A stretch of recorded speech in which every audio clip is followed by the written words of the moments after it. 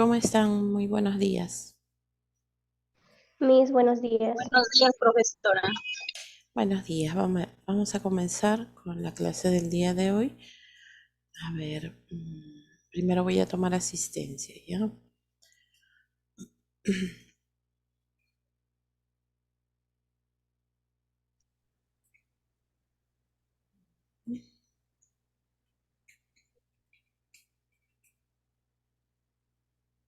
Aburto Segarra. Presente, Miss, buenos días. Buenos días. Alfaro Revilla. Presente, profesora, buenos días. Buenos días. Aruhuanca Zaira. Carguapoma Guerrero. Presente, profesora, buenos días. Buenos días. Chambilla. Presente, profesora, buenos días. ¿Cómo estás? Chisa Torres. Presente, profesora, buenos días. Buenos días. Espíritu Celaya. Guerra Huarcaya. Lozano y Parraguirre. Presente, Profesora, mis por acá, remarca. Ya, muy bien, Guerra. Lozano. Presente, mis buenos días. Buenos días. Meléndez Bolívar. Morí. Presente, profesora, buenos días. Buenos Meléndez días. presente, profesora Miss. Muñoz Chocata.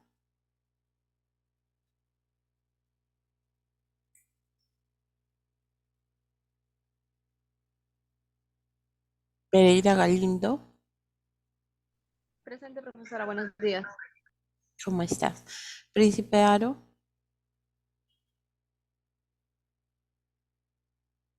Ruiz Yunca.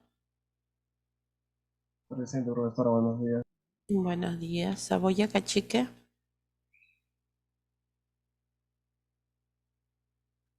Sarmiento Carguapoma. Presente, profesora, buenos días. Buenos días. Torres Cruz. Vela Jiménez.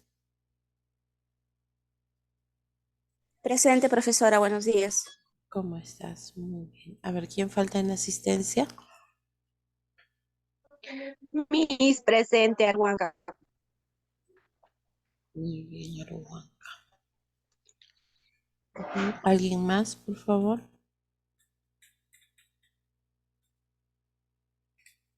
Muy bien. Entonces, ahora sí, vamos a comenzar. Ya nosotros hemos visto todas las formas farmacéuticas de los medicamentos. Ahora nos toca ver la clasificación de los medicamentos según la vía de administración. ¿Ya? A ver, vamos a ver. ¿Me confirman cuando ya se pueda visualizar la diapositiva? Se puede visualizar, profesora. Muy bien. Sí, profesora, sí se ve. Ya. A ver, entonces, en este caso,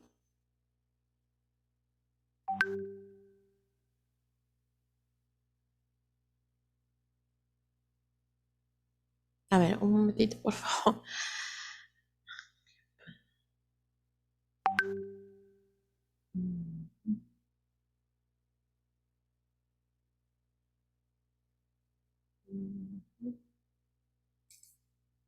Listo. Entonces, como les estaba mencionando, hoy día vamos a ver lo que se trata la clasificación de los medicamentos por la vía de administración. Ya nosotros habíamos mencionado por la forma farmacéutica, o sea, la presentación en la que vienen los medicamentos, ¿no? Que eran básicamente cuatro: sólido, semisólido, líquido, gaseoso y otras formas farmacéuticas muy aparte, fuera de la clasificación común, ¿no? Ahora vamos a ver según la vía de administración y es bastante sencillo, solamente es cuestión de saber cuál es, mediante un esquema, lo podemos saber fácilmente, ¿no? Hay diferentes vías, hay diferentes formas por las cuales un usuario puede tomar un medicamento, puede administrar un medicamento, ¿no? Y en cada una de ellas hay ciertas precauciones, hay ciertos beneficios, pero también tiene sus contraindicaciones. Solamente vamos a hacer pues un resumen nada más, porque recuerden que ustedes van a empezar con lo que es, disculpen, con lo que viene a ser las exposiciones, y en las exposiciones ustedes sí van a abarcar de manera un poco más amplia cada una de las vías de administración, ¿no? Muy bien, vamos a comenzar entonces. Se entiende por vía de administración farmacológica al camino que se elige para hacer llegar un fármaco hasta su punto final de destino. Dicho de otra forma, es la manera elegida de incorporar un fármaco al organismo. Sabemos que cada una de las vías tiene un tiempo determinado para poder producir una reacción, ¿no? Para que el medicamento empiece a hacer efecto. Y dentro de la cual, pues, el médico es el que va a escoger la mejor vía para esa persona, teniendo en cuenta ciertos datos del paciente, por ejemplo, reacciones alérgicas, si es que tiene alguna patología en alguna de las vías, por ejemplo. Si de repente la persona no puede tomar medicamentos por vía oral, la otra opción puede ser por medio de vía parenteral, ¿no? Entonces, en este caso va a escoger inclusive dependiendo de la gravedad de la enfermedad. Supongamos que tengamos a un paciente que ya ha estado utilizando antibióticos, ¿no? Medicamentos antibióticos. Y que después, lamentablemente, estos antibióticos no han sido efectivos, no han podido resultar, no han resultado el efecto deseado. Entonces el médico va a prescribir, obviamente, medicamentos mucho más fuertes, ¿no? Y sabiendo el historial de antecedentes de la persona que ya ha tomado otros medicamentos por vía oral y no han sido efectivos, entonces ahora va a hacer la prescripción por medicamentos parenterales, ¿no? Supongamos que en otros casos no pueda tampoco colocarse por vía parenteral, o sea, por medio de inyecciones, pero existen otras vías, ¿no? A veces no es necesario llegar hasta ese extremo de la vía parenteral, pero existen otras formas, como por ejemplo la vía tópica, ¿no? A veces queremos que también haga efecto solamente en la zona de aplicación. Entonces, para eso utilizamos también la vía tópica, ¿no? O sea, por ejemplo, si el problema se presenta solamente a nivel del recto, entonces medicamentos por vía rectal. Si el problema o la patología se presenta de repente en la vista, solamente por la vía oftálmica, ¿no?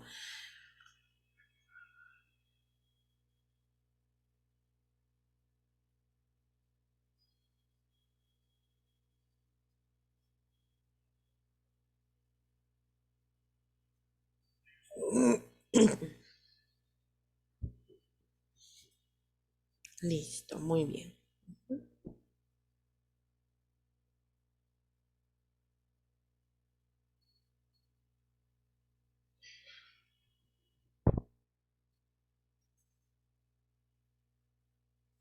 Parámetros afectados según la vía de administración de fármacos. Existen tres situaciones en las que nosotros vamos a ver que cada vía tiene una particularidad. Una de ellas viene a ser la rapidez de acción de los fármacos. Otra viene a ser la eficacia de los fármacos. Y tercero, los efectos adversos. Entonces, hay que tener en cuenta estos tres ítems, estos tres parámetros, ¿ya? Primero empecemos con lo que es el parámetro de rapidez de acción del fármaco. Miren, por ejemplo, este es un esquema. A ver, analícenlo, mírenlo, para que ustedes tengan una idea. Aquí está un resumen de todas las vías de administración, ¿ya? A ver, primero mírenlo para poder explicárselo.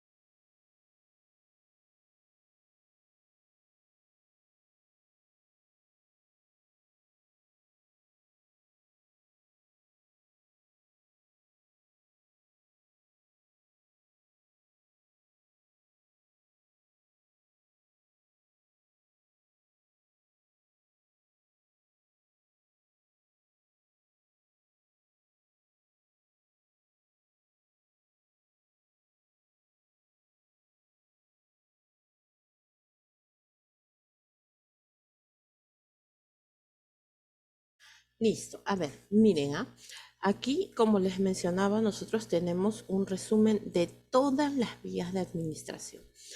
Tenemos, por ejemplo, la más común, que viene a ser la vía oral, ¿no? Vamos a empezar por la vía oral. El medicamento, cuando nosotros lo administramos por vía oral, a ver, vamos a poner una flechita para que seguir el recorrido.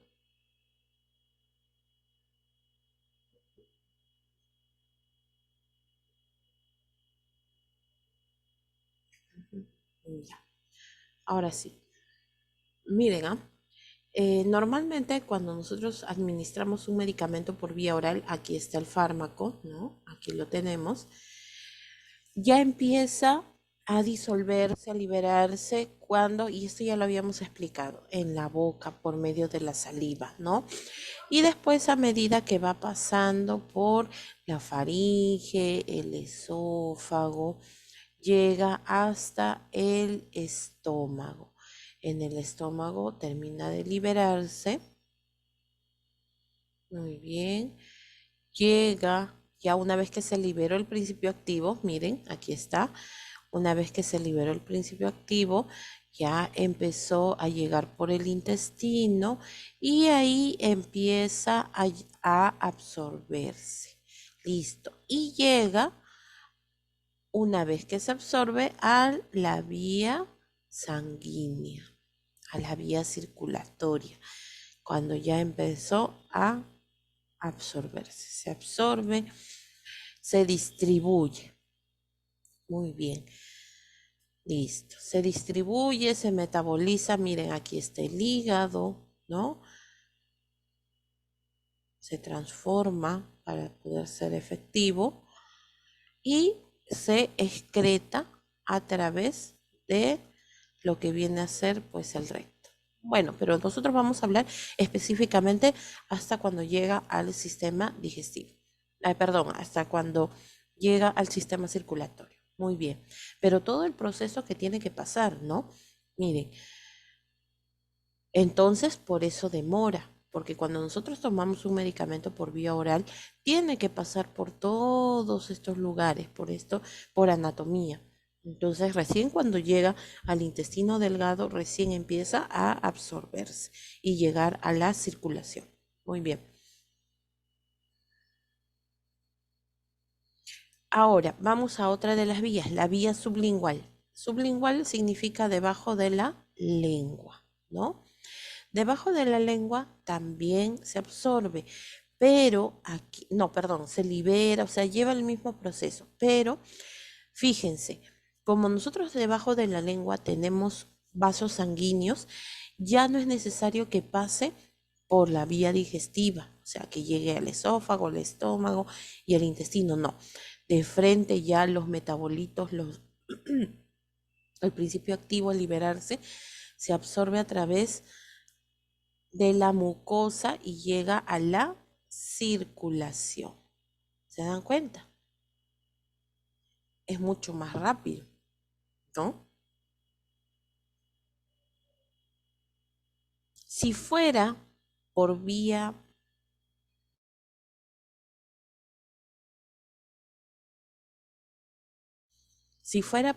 inyectable, supongamos que sea por la vía intramuscular. En la vía intramuscular llega al músculo y también se absorbe a través de la sangre, a través de la circulación y llega finalmente a todo el cuerpo gracias al bombeo del corazón. Si fuera por vía subcutánea, también en el tejido subcutáneo también se absorbe, ya sea intradérmica, subcutánea, igual, pero tiene un tiempo en el cual va a demorar, ¿no? Si fuera por vía intravenosa, directamente llega a la sangre. Ya no hay necesidad que se absorba a través de ningún tejido. Entonces, la rapidez es mucho más acelerada. Y en este caso, si es por vía inhalatoria, llega hasta las vías respiratorias, pasa a través de lo que es la faringe, laringe, tráquea, llega hasta los pulmones, hasta llegar al intercambio gaseoso y recién ahí pasa a la sangre. ¿Ya? Demora un poquito más de tiempo. Entonces vamos a establecer un tiempo determinado. ¿Cuánto se demoraba en la vía oral? Aproximadamente en hacer efecto, o sea, en lo que llega a la sangre. 30 minutos. Mínimo 30 minutos, máximo una hora. ¿Por qué? Porque en este caso no podemos decir un tiempo exacto, ¿no? Porque las personas tienen diferente forma de metabolizar. Cada uno metaboliza a su paso. Hay personas que tienen el metabolismo rápido, hay otras personas que tienen el metabolismo lento. Por eso, entonces puede ser desde 30 minutos hasta una hora. Si es por vía sublingual, ¿cuánto tiempo creen que demorará?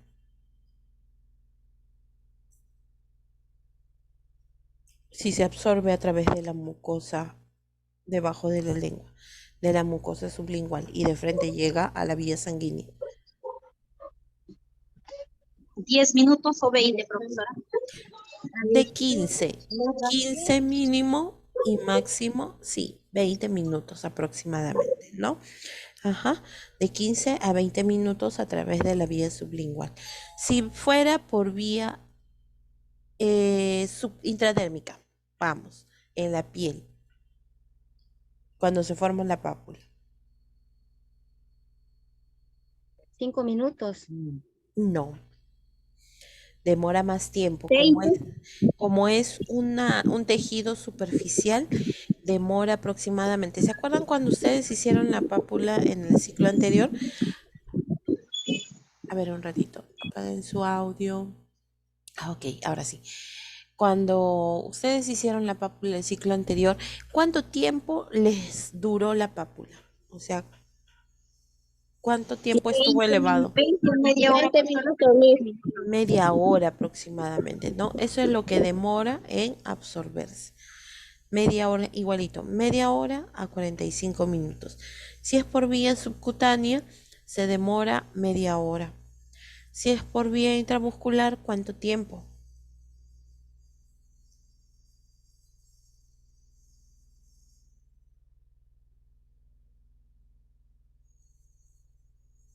¿Cuánto creen si es por vía intramuscular?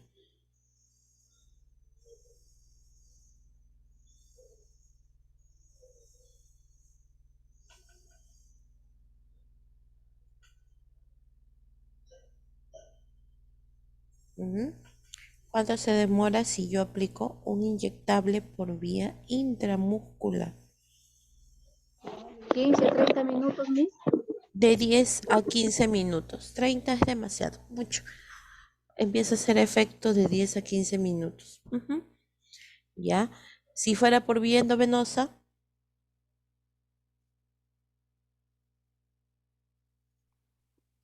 El efecto es más rápido. 5 minutos, profesora. Directamente a la vena.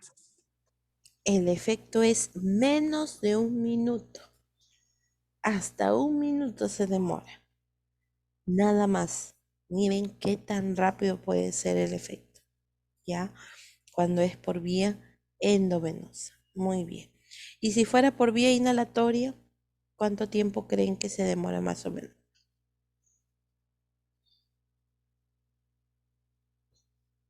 Media hora. Más o menos, entre 15 y 30 minutos.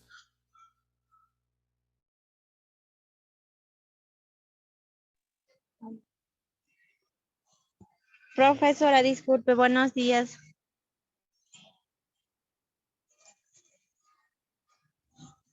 Profesora. Sí, dime, Muñoz. Ujú. Profesora, es que no tenía mucho internet, no sé, no entendí nada, porque esta semana terrible sigo con la de internet, como estoy en campo y es que está entrando internet sin entrecortado, ¿no? Ujú. Y no sé, no le escuché a profesora, no sé qué cosas le habrás dejado para realizar el trabajo. No, no he dejado nada para realizar, sino que estoy explicando el tiempo que demora cada vía de administración en hacer efecto. Ah, ya, mis. Ujú. No, no he dejado nada. Muy Mis, bien. espera que me consiga mi asistencia más, porque por esta semana todo está terrible, está por mi zona, no puedo ingresar así a mis clases como debe ser. Ujú. Ya, Muñoz, no te preocupes. Listo. Entonces, en este caso, se dan cuenta que las diferentes vías de administración tienen un tiempo determinado, ¿no? Un tiempo aproximado. Como ya les mencionaba, hay ciertos factores que nosotros pues podemos considerar para que haga efecto. Y en todos los casos es diferente. En todos los casos es diferente. Entonces, hay que tenerlo en cuenta para empezar. A ver, muy bien. Profesora, en la vía respiratoria, inhaladoras más que todo, profesora, demora 15 a 30 minutos, ¿no? Sí, aproximadamente, sí. Sí, sí, sí. Ah, y me faltó la vía rectal. Miren, ya ven, la vía rectal también es más rápida que la vía oral. Ojo, porque a pesar de que está en el mismo sistema digestivo, alrededor del recto, nosotros tenemos diversos vasos sanguíneos y el medicamento cuando se aplica por vía rectal también se absorbe directamente a través de la mucosa rectal y llega a lo que es la circulación, ¿no? Demora aproximadamente también entre 15 a 30 minutos en hacer efecto. Listo, muy bien. Sí, dime, Mori. Profesora, ¿y la vía óptica? No, es que la vía óptica en realidad no llega, no se ha aplicado o no se coloca mucho los que son la vía cutánea. ¿Por qué? Porque no siempre llegan a la vía circulatoria, porque la finalidad de la vía, todas las vías tópicas, vía óptica, oftálmica, lo que es la transdérmica, o sea, en la piel, lo que es la vía vaginal y rectal, bueno, las otras excepto la rectal, solamente se aplica en el sitio donde se produce la molestia. O sea, tú tienes, por ejemplo, una irritación en la piel, entonces te aplicas de repente una loción o una crema y el efecto es instantáneo en el mismo lugar. Es muy raro que sea sistémico, o sea, que llegue a todo el cuerpo. Si la molestia es en el oído, te aplicas las gotas y llega al oído, nada más directamente, ¿no? Entonces, el tiempo va a variar también dependiendo de la dosis y el resultado es casi momentáneo. Listo, profesora, gracias. Ok, muy bien. Listo. Aquí tenemos, ¿no? Aquí está otro que viene a ser parecido, todo cómo llegan al plasma sanguíneo, la vía oral, lo que es la vía intravenosa, la vía subcutánea, intramuscular, la transdérmica que muy raras veces llega a la forma sistémica, inhalatoria y cómo se elimina, ¿no? Las vías de administración, cómo se distribuye y cómo se elimina. La vía oral normalmente se elimina a través de las heces y también a través de la vía de lo que es la vía urinaria. Si es intravenosa, subcutánea, intramuscular, se elimina a través de la orina y del sudor. Si es la vía inhalatoria, se elimina a través de la respiración. ¿Ya? Profesora, no le entendí casi lo que explicó ahorita. Aquí están todas las vías de administración. Estos son los lugares por donde se distribuye. Si es por la vía oral, acuérdense que llega al intestino para poder absorberse. Se absorbe y lo que no se usa se elimina a través de las heces. Lo que es la vía intravenosa, subcutánea, intradérmica, intramuscular, se distribuyen directamente o se absorben hacia el torrente sanguíneo y se elimina a través de la orina y a través del sudor. ¿Ya? La vía inhalatoria se distribuye en los pulmones y se elimina a través de la respiración. ¿Ya?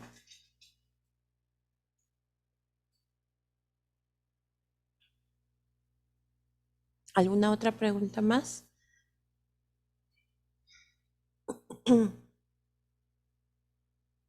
La vía respiratoria,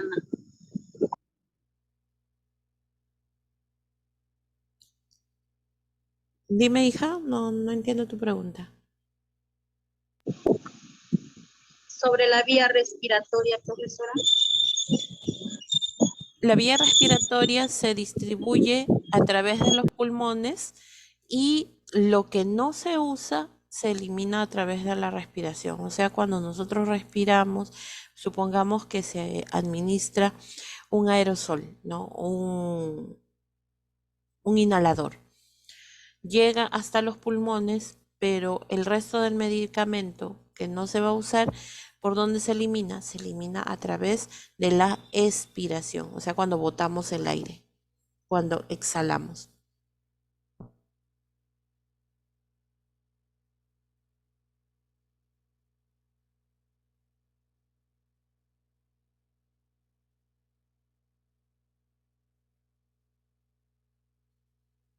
A ver, ¿alguna otra pregunta?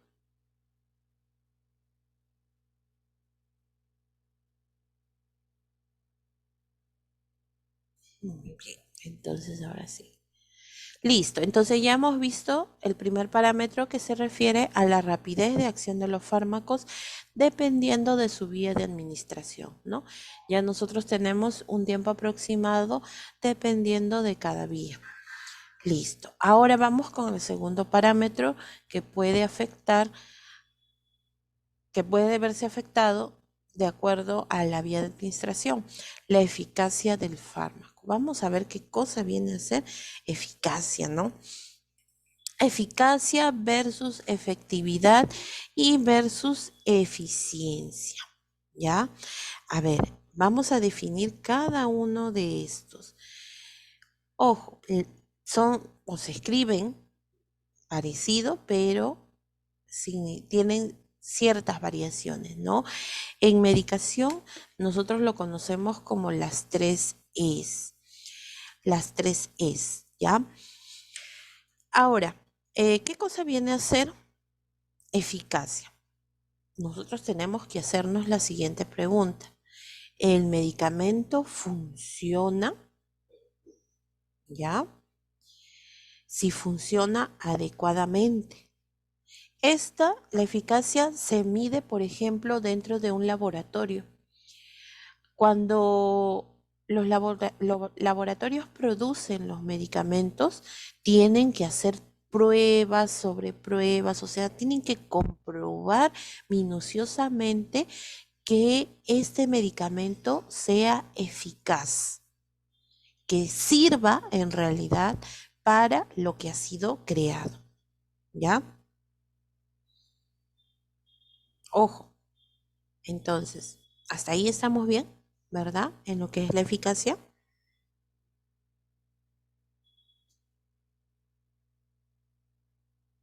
Miss, por favor, ¿podría volver a repetir nuevamente? Ya, la eficacia viene a ser cuando un medicamento funciona gracias a las pruebas que hacen en los laboratorios.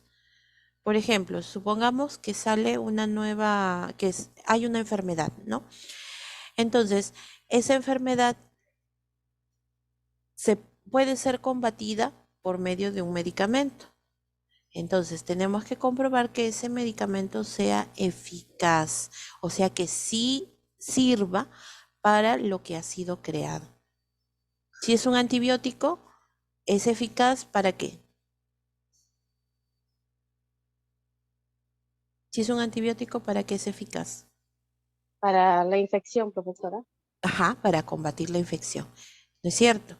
Entonces, ahí nosotros comprobamos que es eficaz en los laboratorios. Ahí se puede decir que hay una eficacia. El medicamento funciona verdaderamente.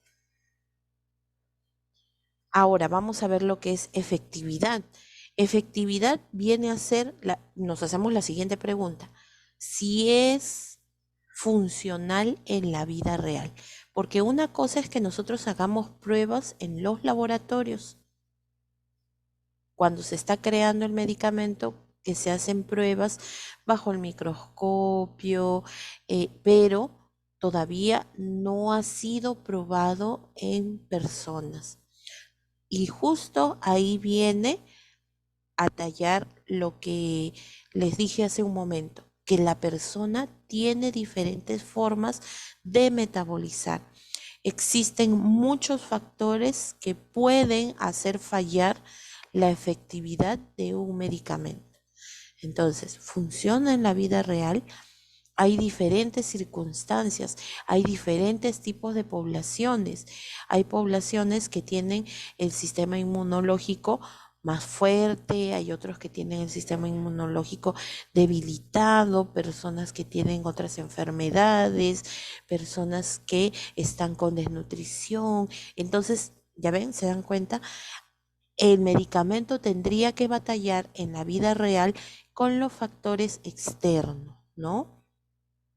Y esto es cuando se lleva a la práctica.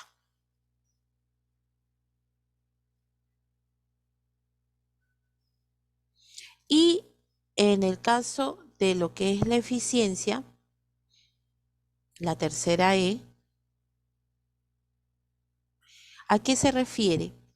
Nosotros tendríamos que hacernos la siguiente pregunta.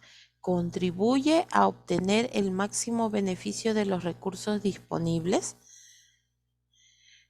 Vamos a explicar un poquito esto con un ejemplo, ¿ya? A ver, vamos con la vacuna del COVID, para que ustedes sepan cómo es que desde el momento en que se ha creado, ¿no? Porque es una enfermedad que ha aparecido recién, ¿no? Que es nueva, relativamente nueva, ¿no? Saben que lo que es el COVID es producida por un virus. Por lo tanto, no existe un medicamento para poder eliminar. Hasta ahí estamos de acuerdo, ¿verdad? Sí, Sí, Miss. profesora. Ya, listo. Entonces, ¿qué es lo que hicieron las investigaciones? ¿Qué es lo que se hizo en las investigaciones? En las investigaciones lo que se hizo o se llegó a una conclusión que si no puedes combatirlo cuando ya está en el cuerpo, entonces podemos prevenirlo. Y empezaron a crearse ¿qué cosas se crearon? Vacunas, profesora. Vacunas. Las vacunas. Entonces, vamos a hacer el ejemplo con la vacuna del COVID. Primero vamos a ver la eficacia. aquí en este caso, la eficacia de la vacuna. Ojo, muchos laboratorios empezaron a crear diferentes tipos de vacuna contra el COVID. Inclusive deben haber escuchado que aquí en el Perú también se empezaron a hacer pruebas para crear una vacuna, ¿no? No sé si recuerdan. Profesora, los ensayos. ¿Cómo? Sí, las pruebas, los ensayos en personas voluntarias. No, ojo, no, yo no me refiero a las personas voluntarias, sino al laboratorio, recién para crearlo. Todavía no estamos hablando de las pruebas. ¿Se acuerdan que aquí en el Perú también hicieron o quisieron hacer una vacuna a base de lo que era las aves, a base del huevo? No sé si escucharon.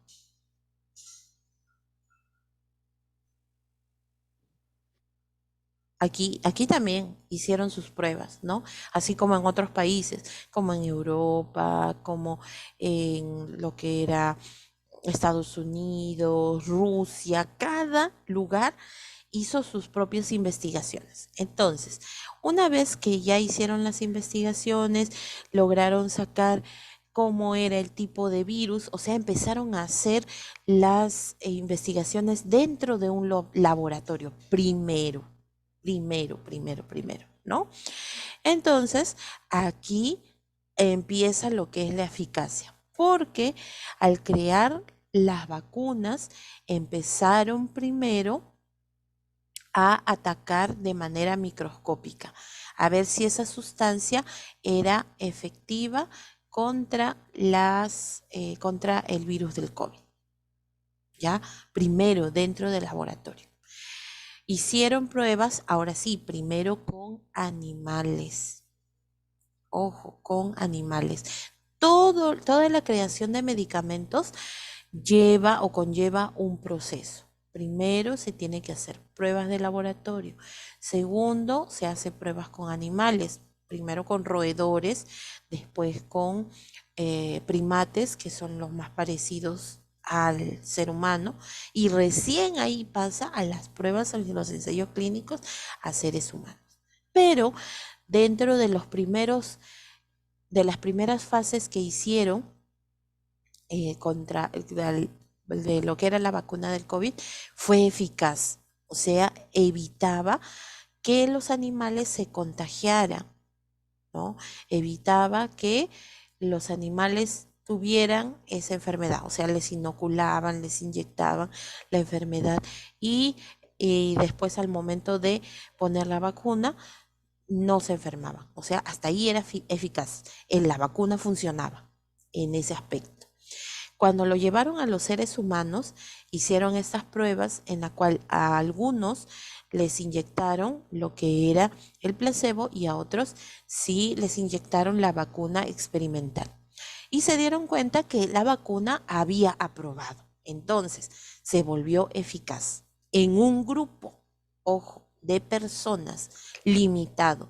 Cuando se hacen este tipo de estudios, no se hace de frente en toda la población. Se piden, como dijo su compañera, personas voluntarias para poder, pues, probar este tipo de medicamentos o vacunas, ¿no? Entonces, se llegó a la conclusión de que sí era eficaz, ¿ya? Era eficaz. Había aprobado la primera fase. Era eficaz. Listo, ¿ya? ¿Por qué fue eficaz? Vuelvo a explicar. Porque fue aprobado en las pruebas de laboratorio, en animales y en un grupo de personas de prueba. Fue eficaz, sí funcionó. Muy bien, ahora vamos a la segunda fase. ¿Funciona en la realidad? Lo llevaron, ahora sí, fue aprobado. Y empezaron a vacunar a las personas para ver si era efectivo o no. Pero dense cuenta que los diferentes países sacaron su propia vacuna. ¿Se acuerdan que yo les había dicho? Por ejemplo, teníamos el Pfizer, AstraZeneca, el Sputnik, ¿no? Entonces, eran diferentes. La vacuna que se hizo, por ejemplo, aquí en el Perú, no pasó esta fase. Se quedó en eficacia nada más. No fue efectiva. No fue efectiva en la realidad. O sea, no protegía. ¿Cuáles son las? Inclusive la Sputnik no se recomendó. No pasó tampoco esta segunda prueba. No fue efectivo porque cuando se empezó a vacunar en masa a toda la población no reaccionaba adecuadamente. ¿Cuál fue la mejor vacuna que sí pasó esta prueba de efectividad? Pfizer. Pfizer. Entonces, hasta ahí estamos bien. La Pfizer pasó la prueba de efectividad. ¿Por qué? Porque fue probada ya a nivel mundial y se dieron cuenta que sí fue efectiva. ¿Ya? Muy bien. Inclusive la AstraZeneca. La AstraZeneca también fue aprobada. Fue efectiva en la vida real. Ahora vamos a la tercera, que viene a ser la eficiencia. En el caso de la eficiencia quiere decir que se hace una comparación, los beneficios y, como se dice, los pro y los contra, lo positivo y lo negativo. Ahí se evalúa la eficiencia. Por ejemplo, en el Pfizer, ¿tuvo más cosas positivas o más cosas negativas? Positivas, profesora. Positivas, entonces tiene eficiencia la Pfizer. AstraZeneca, ¿más cosas positivas o más cosas negativas? Negativas, profesora. Está fallando en la eficiencia. El Sputnik, ¿positivas, negativas? Negativas. Negativas. Negativo. Falla en todas. Ajá, exactamente. No fue eficiente. ¿Ya? Entonces se dan cuenta entre uno y otro. Vuelvo a repetir, eficacia si el medicamento funciona. Efectividad si es aplicable en la vida real. O sea, pasa todos los obstáculos y es efectivo en todos por igual. Y eficiencia, se hace un balance entre lo positivo y lo negativo. ¿Ya? Si tiene más cosas negativas, obviamente se va descartando. Ahora sí, ¿alguna pregunta con esta parte? Sí, profesor, una consulta. La Johnson Johnson también la prohibieron. Ajá. ¿Eso solamente llegó a eficacia también? Sí, llegó a eficacia porque no pasó la prueba en seres humanos. Y a pesar de que fue una de las primeras que salió, ¿no? A pesar, junto con la Pfizer, porque ese grupo farmacológico fue el primero que hizo junto con Pfizer. Pero ¿cuál es el problema? Que a veces también influye, hay un problema con los medicamentos, que es una lucha entre los laboratorios, ¿no? Es así como, por ejemplo, cuando tú haces un proyecto. Tú haces un proyecto, tú tienes un trabajo y lo finalizas y lo puedes patentar, ¿es cierto? O sea, es tuyo, nadie más puede utilizar ese tipo de proyecto, nadie más puede poner el mismo nombre porque si no se consideraría plagio. Entonces, ese es el problema con los diferentes laboratorios. Están en una lucha constante, están en una pugna por sacar un tipo de medicamento, ¿no? Y el primero que logra de que el medicamento sea eficaz, efectivo y eficiente, entonces lo puede patentar, ¿ya? Lo patenta y obviamente ya tiene la patente por 20 años. Cuando caduca esa patente, entonces recién ahí los otros laboratorios pueden volver a hacer sus pruebas y patentarlo como propios, ¿no? Y lo que implica la patente es de que esas personas pues van a recibir las regalías, ¿no? Van a recibir el dinero. ¿Saben? Entonces, por eso es que cuando se crearon o cuando se investigaron las vacunas contra el COVID, se apresuraron mucho, ¿no?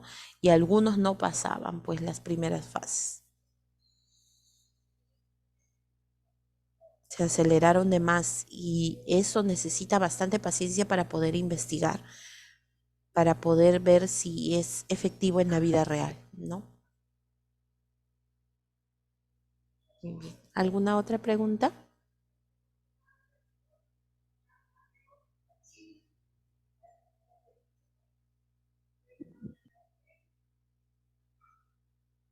¿Ha quedado claro o tienen alguna consulta con respecto a las 3E?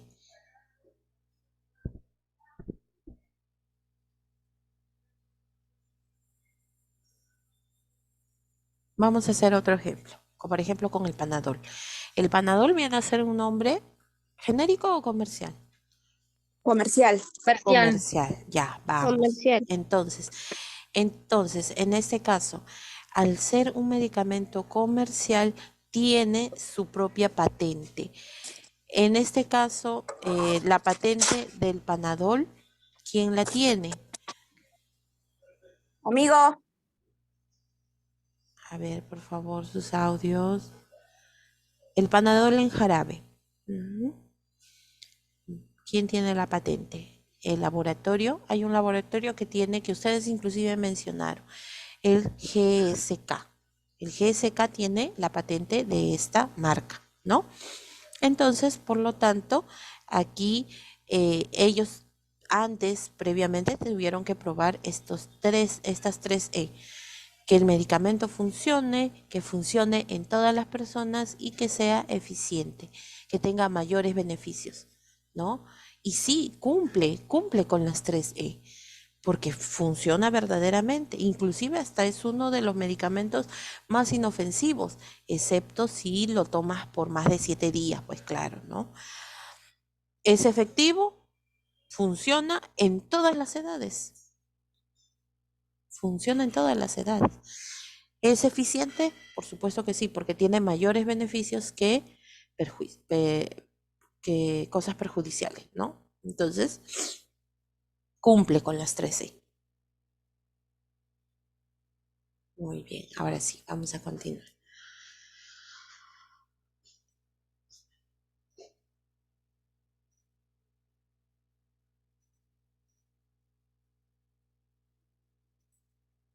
Ya, ahora vamos con los efectos adversos de los fármacos. Esto también es muy importante.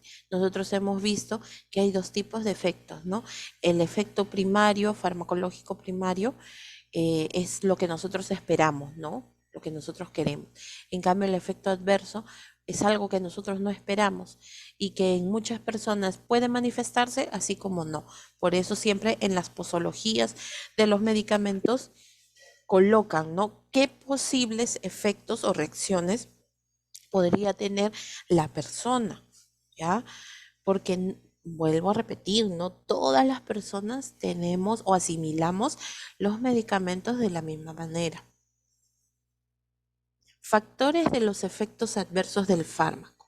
Tenemos factores que no son propios del fármaco, ¿ya? Dentro de los cuales nosotros podemos encontrar a los efectos colaterales. ¿Qué cosa viene a ser los efectos colaterales? ¿Qué es? ¿No? Viene a ser un tipo de efecto adverso que es dañino, que puede ocasionar daño al ser humano, ¿no? Y podría considerarse como un efecto secundario, ¿ya? Un efecto secundario.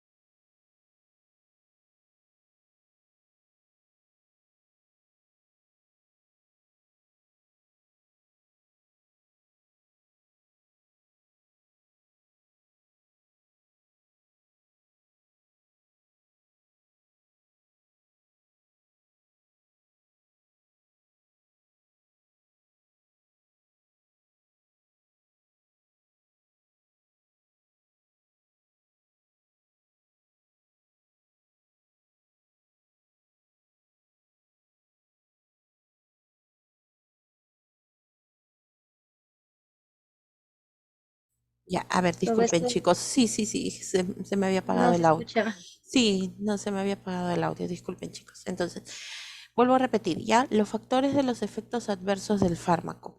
En este caso, hay unos efectos que no son propios del fármaco. Tenemos los efectos colaterales y los efectos adversos, ¿no? Lo que nosotros conocemos como efecto secundario.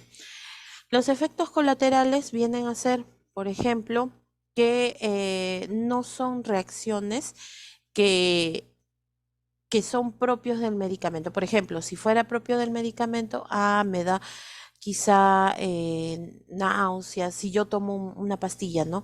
Me da náuseas, me da un dolor de estómago, ¿no? El efecto colateral sería otro. Por ejemplo, en el efecto colateral me produce somnolencia. O sea, no tiene nada que ver por la vía en la cual yo lo he tomado. La somnolencia es sueño, ¿no? Me da sueño. Un ejemplo, la clorfenamina. La clorfenamina yo la tomo y un efecto colateral viene a ser la somnolencia, el sopor, el sueño. No en todos se da, pero sí se puede producir en la mayoría, ¿no? El efecto adverso. ¿Qué significa el efecto adverso? El efecto adverso, en este caso, sí va de acuerdo a la zona o al lugar donde yo he tomado el medicamento, ¿no? Por ejemplo, un efecto adverso vendría a ser, tomo el medicamento y me empieza a dar evacuaciones líquidas, diarrea. Así haya tomado la dosis normal, ¿ah? Ojo, esto puede aparecer sin necesidad de que yo tome de más un medicamento. Puede aparecer si es que yo así haya tomado la dosis exacta. Listo. Hay factores o hay efectos, por ejemplo, que dependen del organismo de la persona. Tenemos las reacciones alérgicas o inmunológicas y las reacciones idiosincráticas. Por ejemplo, tenemos las reacciones alérgicas. En este caso, las reacciones alérgicas dependen porque la persona es alérgica. Depende también a veces, yo en mi caso soy alérgica a los antibióticos, a las penicilinas, a los que son los macrólidos. Yo no puedo tomar, por ejemplo, acitromicina, porque si no, automáticamente me empieza una reacción, o sea, mi sistema inmunológico empieza a mandar una señal diciendo, no, está tomando un medicamento o está tomando una sustancia que nos puede ocasionar daño. Y empieza a aparecer las reacciones como señal de alerta, ¿ya? Como por ejemplo, tenemos el sarpullido, tenemos la inflamación de los ojos, de la boca, se inflama la lengua e inclusive puede inflamarse o edematizarse lo que es la vía respiratoria.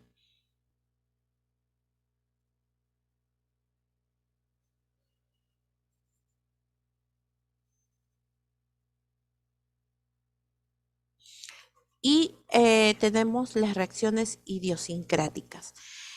En las reacciones idiosincráticas viene a ser una reacción aislada, anormal, ¿no? O sea, no se ha manifestado o no se ha presentado esta reacción nunca en una persona. Por ejemplo, hay personas que quizá siempre se han inyectado con penicilina 1, 2, 3, 4, 5 veces. Nunca han presentado una reacción alérgica. Y después, a la 10ª vez, por ejemplo, empieza a tener una reacción. ¿Qué significa esto?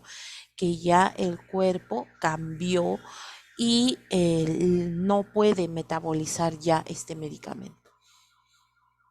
Pero eso es, como se dice, eso es de sorpresa, pues, ¿no? A veces puede pasar, porque yo puedo decir, porque a mí me preguntan, ¿tú eres alérgica a algún medicamento? No soy alérgica a ningún medicamento. Entonces, me aplican el medicamento y me preguntan también, ¿ya te has aplicado anteriormente? Sí, ya me he aplicado anteriormente. Entonces, confiado y al final presenta una reacción, ¿no? Listo. Ujú.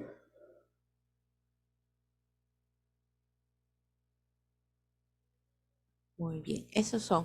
Y también hay otro efecto que puede afectar directamente a las mujeres gestantes. Definitivamente, la mayoría de medicamentos no se pueden administrar en el primer trimestre de embarazo, porque pueden ocasionar, pues, desde reacciones leves hasta consecuencias severas, ¿no? Como por ejemplo, lo que viene a ser inclusive la deformidad del feto.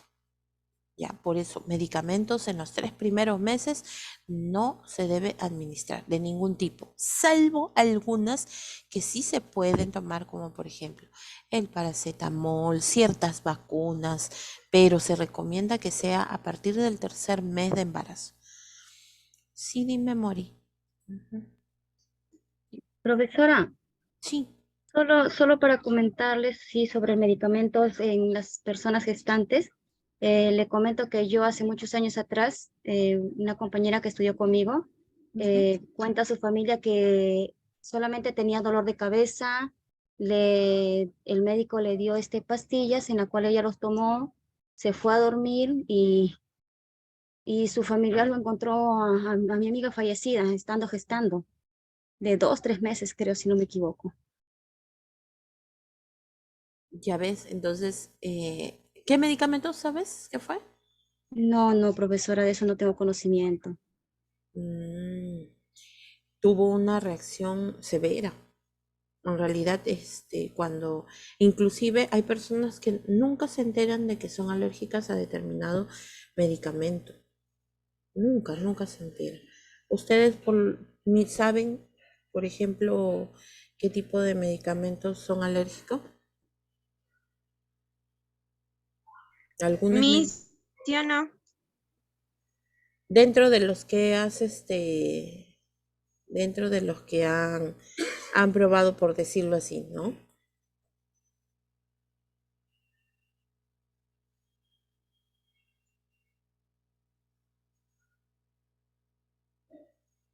Claro.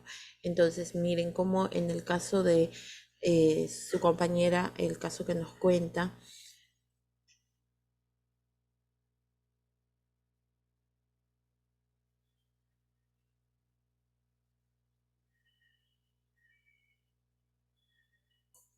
como inclusive pues ha llegado hasta ese extremo, ¿no? Lamentablemente ya la encontraron fallecida y tenía 2 meses de embarazo.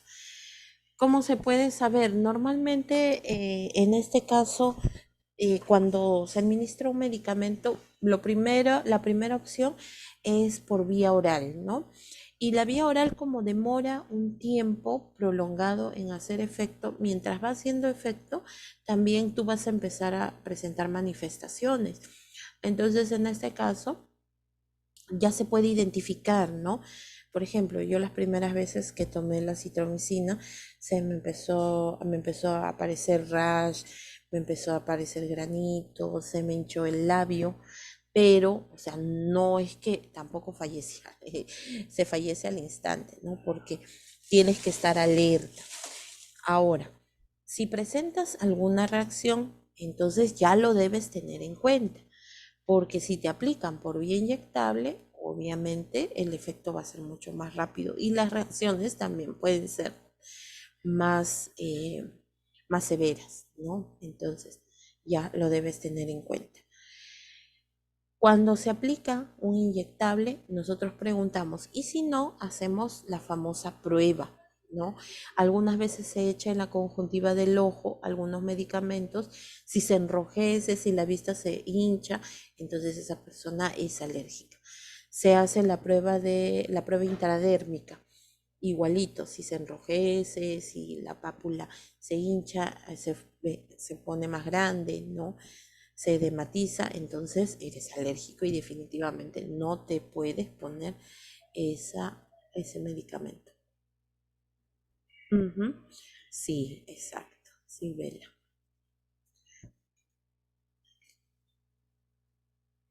Listo, muy bien. Vamos a ver la clasificación de efectos adversos mediante el mecanismo de acción. Tenemos por clasificaciones, ¿no? Tenemos A, B, C y D. La de tipo A, en este caso, está relacionado con el mecanismo de acción del fármaco y se puede predecir, ¿no? Entonces, quiere decir que yo voy a saber qué reacciones puedo tener, o sea, ya estoy ya preparado, ¿no? Por ejemplo, en el salbutamol es un tipo tiene efectos adversos de tipo A. ¿Por qué? Porque ya yo sé qué es lo que puedo esperar. Ah, me puede dar taquicardias, nerviosismo, sudoración, ya está, listo. Entonces, eso va de acuerdo al mecanismo de acción, ¿ya? Y pues la de clasificación A no ocasionan mortalidad, ¿no?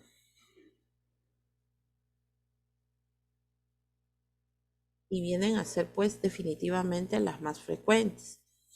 La de tipo B.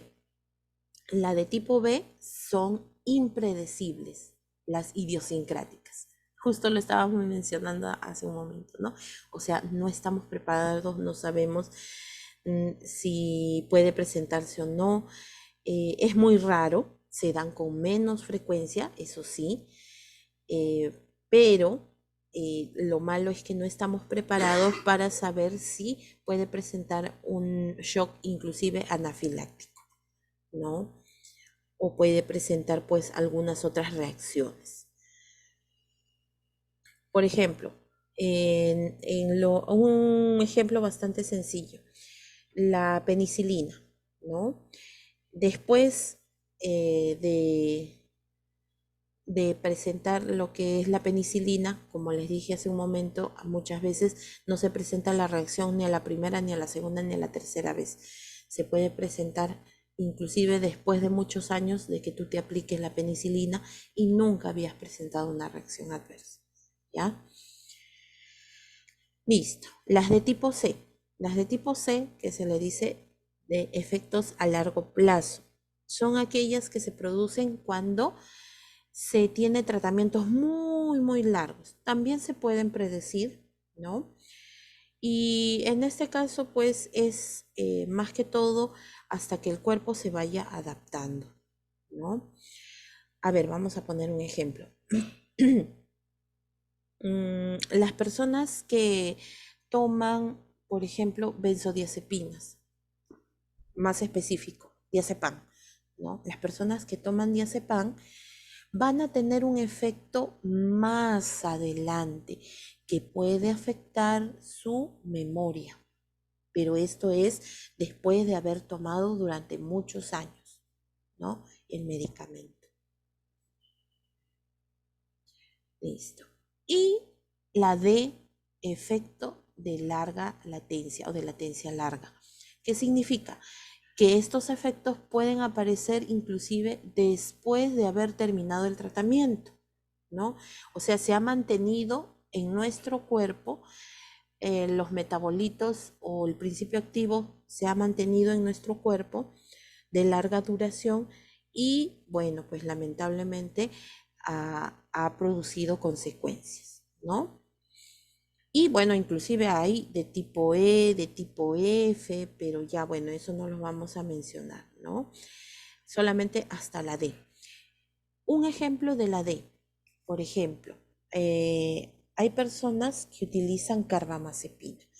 La carbamazepina viene a ser un medicamento anticonvulsivante, ya, sirve para la epilepsia, ¿ya? Pero si la mujer, aunque no está recomendado que la mujer epiléptica salga embarazada, pero supongamos, ¿no? Quiera salir en estado, la mujer tiene que dejar esta carbamazepina y esperar un tiempo hasta que su cuerpo depure completamente el tratamiento. Y ustedes dirán, pero puede producirse epilepsia en ese tiempo que no toma la carbamazepina, pero le van a recetar otro medicamento, otra opción, ¿ya? Para controlar la epilepsia. Pero tiene que esperar, por ejemplo, 3 meses para poder salir embarazada, ¿no? Porque si dentro de los 3 meses sale embarazada, puede generar una teratogenicidad, o sea, puede producir que el feto salga con malformaciones, ¿no? ¿Ya? ¿Hasta ahí alguna pregunta? Yo sé que estas cositas son un poquitín complicadas. Profesora, ¿podría repetir la B idiosincrática? La B. Sí, por favor. Ya. La B. En lo que es el efecto idiosincrático, es impredecible.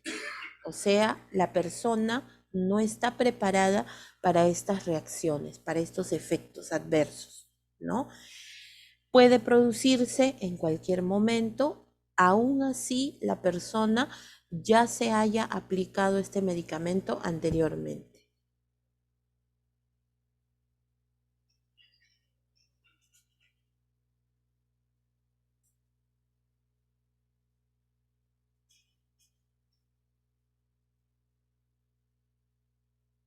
¿Alguna otra pregunta?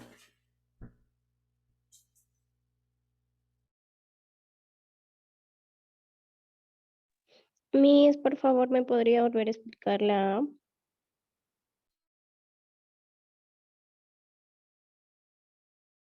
La A, la farmacológica, ya. Sí, Miss, por favor. El efecto adverso A, ¿no? Esta es la más común. Esa es la que está documentada en la posología. Si tú buscas en un medicamento, ¿se acuerdan cuando yo les mandé a buscar los efectos adversos? ¿Qué efectos negativos puede tener un medicamento? Ustedes me dijeron, ya, por ejemplo, si yo tomo clorfenamina, entonces, ¿cuál va a ser su efecto adverso? Va a tener somnolencia, cansancio, pesadez. Entonces ya sabes lo que te puede esperar. Ese tipo de reacción es predecible. Eso sí está documentado, ¿ya? Es el más común.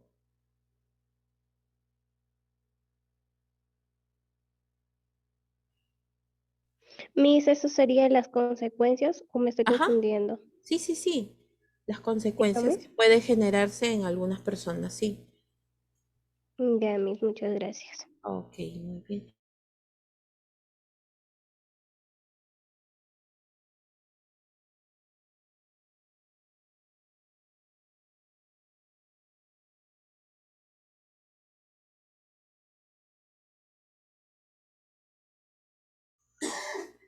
Listo. Entonces, es bueno leer la receta que viene dentro de un medicamento. No, no es receta, es posología. Posología, sí. Pero a veces, ¿qué sucede? Que a veces nosotros, por ejemplo, cuando el médico receta, cuando hace su receta médica, lo malo es que cuando vamos a la farmacia, a veces no podemos comprar todos los medicamentos, o sea, todo lo que nos ha recetado, todo lo que nos ha prescrito, ¿no?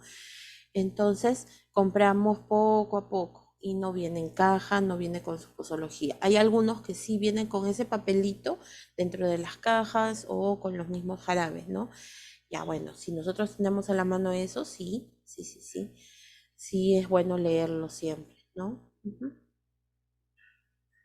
Y siempre guíense de las reacciones comunes, porque va a haber reacciones comunes, frecuentes y raras, ¿ya? Entonces, las que se les van a presentar mayormente son las frecuentes, ¿no? Profesora, no escuché lo último que habló.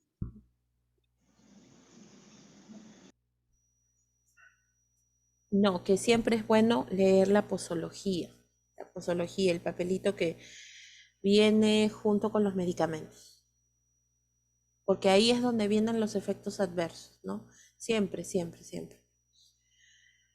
Pero lo malo es que no siempre compramos los medicamentos completos y en muchas ocasiones no viene la posología, ¿no? Entonces, ¿qué es lo que podemos hacer? Fácil, buscar en internet, porque ahí está la disposición, dispuestos los medicamentos, la información de la medicación, ¿no? En eso sí no hay problema. Pero, ojo, el hecho de que yo les diga, lean las reacciones para saber a lo que estamos expuestos, no significa que se van a poner hipocondríacos, ¿no? Que apenas pase el medicamento, ya están pensando, ay, me va a dar este dolor de estómago, me va a dar cefalea, o me va a dar una reacción alérgica. No, no, no, no. Porque sí les va a pasar. Ojo que la mente es muy, muy, muy, muy poderosa y sí puede suceder. Y no porque ustedes estén teniendo una reacción, sino que ustedes están generando hormonas de estrés. Y eso es lo que hace que se genere alguna reacción. ¿Ya? Eso es solamente informativo, no para que se sugestione.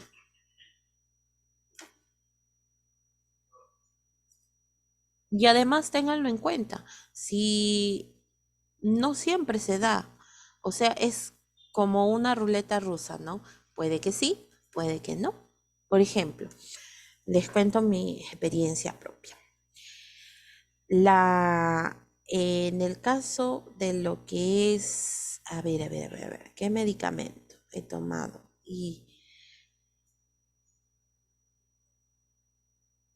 ya, a ver, miren, en el caso del naproxeno, no, otro que haya tomado que normalmente produce, ya, con el mismo salbutamol, ¿no? Con el mismo salbutamol, el salbutamol en inhalador. Yo uso el salbutamol inhalador y normalmente la reacción A, lo que yo tengo que esperar supuestamente es que me dé palpitaciones, sudoración y también me dé nerviosismo. A mí, por ejemplo, no me produce nerviosismo ni sudoración, pero sí me produce palpitaciones.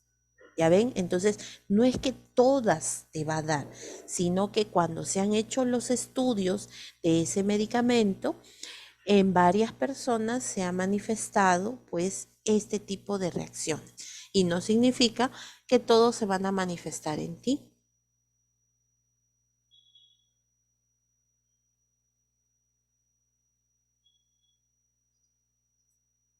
Listo. Y nos quedamos en esta partecita. Les voy a explicar. Este es el esquema que yo les estaba mencionando, ¿ya? El día lunes vamos a hacer una práctica. Vayan repasando, lo voy a subir al Classroom. Ya está lo de formas farmacéuticas y voy a subir lo de vías de administración porque vamos a hacer una pequeña práctica para que ustedes identifiquen la forma farmacéutica y la vía de administración de un medicamento, ¿ya? En la misma clase vamos a hacerlo. Listo. Entonces, vías de administración. Con este esquema, se los aseguro, se lo van a aprender rapidito. Existen 4 formas comunes para administrar medicamentos. Existen otras más, en realidad, como lo es la intraarticular, la intratecal, lo que es la intraósea, lo que es la intracardíaca, pero eso pues nosotros no lo aplicamos, pues, ¿no? Nosotros solamente aplicamos las más comunes, que vienen a ser estas, ¿ya? En este caso, son 4 grandes grupos: vía enteral, vía parenteral, vía respiratoria y vía tópica. Vía enteral. A ver, la raíz entero, ¿de qué viene? ¿De qué proviene? ¿Qué significa entero? A ver, recuerden en terminología, ¿qué significa entero? Que entra, profesora. No. Intestino, profesora. Intestino, claro. Yo no he dicho entero, yo he dicho entero, ¿no? Entonces, proviene de intestino. ¿Qué significa entonces? Que ingresa por la vía digestiva, dentro de las cuales nosotros tenemos lo que es la vía oral, ¿ya? O sea, a través de la boca. La vía sublingual, porque a pesar de que se absorbe en la mucosa sublingual, de todas maneras siempre una pequeña porción llega a la vía digestiva, ¿no? Aunque sea mínima, ¿ya? Y tenemos la vía gastroentérica. ¿Qué significa? En la vía gastroentérica se refiere cuando se administra por sonda nasogástrica. Por sonda nasogástrica, cuando el paciente está con sonda, nosotros trituramos y de frente la sonda ya llega al estómago. ¿Ya? Entonces, entra directamente al estómago. Vía enteral. O de repente hay personas que no pueden deglutir o no tienen el esófago dañado, le hacen una abertura a nivel del estómago y esta condición se llama gastrotomía, ¿no? Gastrostomía. Y hay una sonda también que va directo al estómago, ¿no? Que está en el abdomen y por ahí también se le puede administrar, ¿ya? Pero igual llega al estómago, se absorbe en el intestino. ¿Ya? Esas son las vías enterales, oral, sublingual y gastroentérica. Muy bien. La vía parenteral. Parenteral, ¿qué significa? Tejido, ingreso a tejido a través de una inyección. ¿Ya?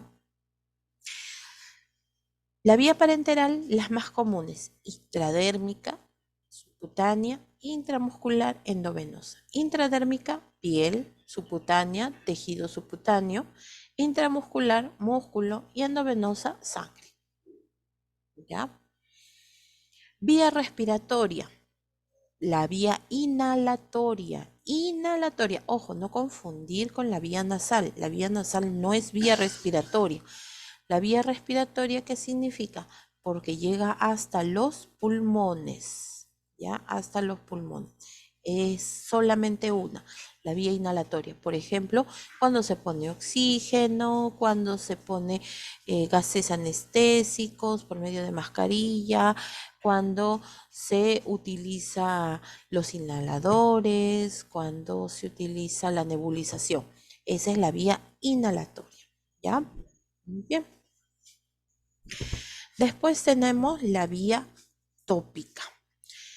Dentro de la vía tópica tenemos varias. La vía tópica significa que es superficial. Ojo, vía tópica no solamente se refiere a la piel. La vía tópica se refiere cuando se aplica a la piel y a las mucosas, ¿ya? Tenemos, por ejemplo, lo que es la vía oftálmica, está dentro de la vía tópica. ¿Por qué? Porque solamente se aplica ¿en dónde? En el ojo, la vista. En la vista, muy La bien. vista. Ajá. La vía óptica, porque se aplica solamente El oído. en el Oído. oído. El Muy oído. bien. La vía cutánea, porque se aplica ¿dónde? En la piel. En la piel. En la piel. La vía vaginal. La vagina. Ujú. En la vagina. La vía nasal. Nariz. La Ajá, nariz. exacto. Ojo, esto llega solamente a las fosas nasales, no pasa de la faringe. Ojo, esta es la diferencia entre la nasal y la inhalatoria.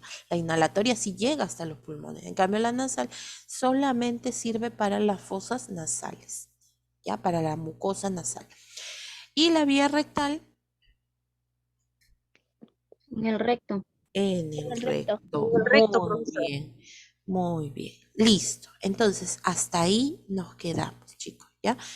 El día lunes se les va a evaluar estos dos temas mediante lo que es la práctica, para que ustedes identifiquen la vía de administración y la forma farmacéutica. Yo les voy a poner varios medicamentos genéricos que ustedes mismos ya han mencionado anteriormente, ¿ya? Entonces, denle una repasadita para que inclusive en una de las clases yo puse varios medicamentos, ¿no? Profesora, en la vía tópica, ahí entra la piel, Ujú, y desde las la vía mucosas. nasal, las Ajá. mucosas. Sí, Ya, profe. sí, exactamente. Muy bien. ¿Alguna otra pregunta más antes de finalizar?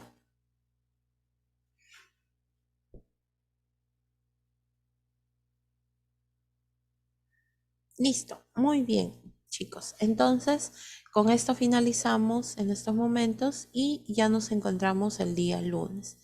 Que tengan bonito fin de semana. Cuídense. Sí, dime, Espíritu. Igual para usted, profesora, bendiciones. Feliz fin de Ya. semana. Cuídese. Igualmente, Cuídense, bendiciones. igualmente ustedes. Sí, dime, Espíritu. Tienes... Profesora, buenas tardes. Lo que pasa es que a la hora de la lista no tenía buena conectividad. Ya, no te preocupes, Espíritu. Ujú. A ver, estuvo también Príncipe Aro. Ah, Muñoz Chocata sí estaba, ¿verdad? Príncipe Aro, Saboya Cachique, Torres Cruz. Sí, profesora Saboya. Ah, ya, ok, muy bien, Saboya. Torres Cruz. Profesora, sí, profesora, yo también. Ah, ya, ok. Sí. ¿Y Príncipe ha ingresado? Listo, muy bien. Listo, chicos. Entonces, sí, Meléndez, sí te consideré también en la asistencia, Meléndez, no te preocupes. Muy bien. Entonces, nos encontramos, chicos, cuídense. Bendiciones, mis. Nos vemos, cuídense.